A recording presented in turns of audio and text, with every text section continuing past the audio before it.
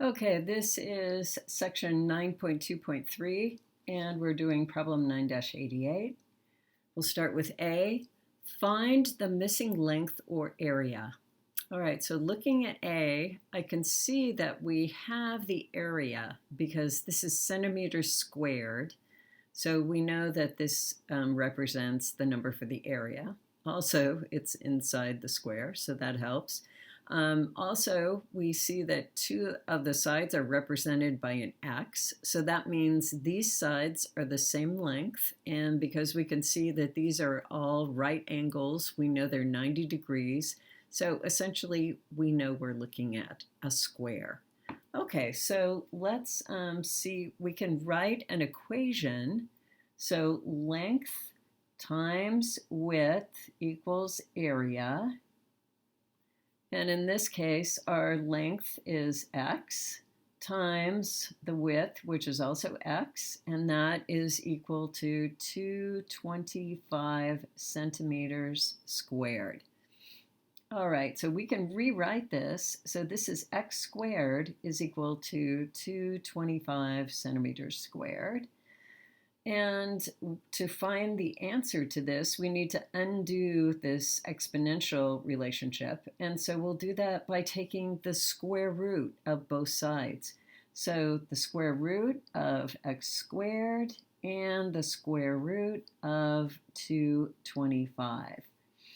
And the square root of x squared is pretty easy to find because that's just x. Now, the square root of 225 is a little more difficult to find, but if you have the times table with all the perfect squares going down in a diagonal, so each one of these, 7 times 7 is 49. So these darker ones are the perfect squares. And if we go all the way down to here, we see that there is a 225, which is the number that we're looking for, the perfect square of that. And it looks like that is 15. So there's 15 over here, and if we follow it, we get to 225. And then if we go up here, we see that this is 15 also. So 225 is the perfect square of 15. So that's 15 times 15. So that's one way of figuring it out. But if you don't have a times table, there's another way you could figure this out too, which I will show you. So let's write 225 over here. And then let's look at this and say, let's see, what is the smallest number I know will divide into this number?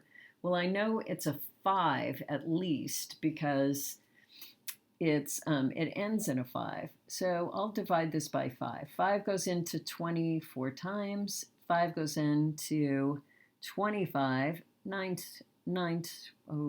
25 5 times.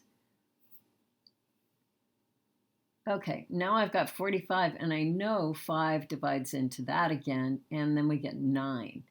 And then when we have 9, we have a perfect square. So I'm going to divide 3 into 9 and get 3. Okay, so what we have now are all the factors here. 5 times 5 times 3 times 3. And we can recombine them so that they're two equal numbers. So if we multiply 5 times 3, we get a 15. And also 5 times 3, we get a 15. And then we know 15 times 15 will be equal to 225. So that's a way you can factor it and then recombine it so that you just get two numbers that multiply each other to make this. Okay, so now we know that the square root of 225 is 15, and we're going to put back our units, so it's 15 centimeters.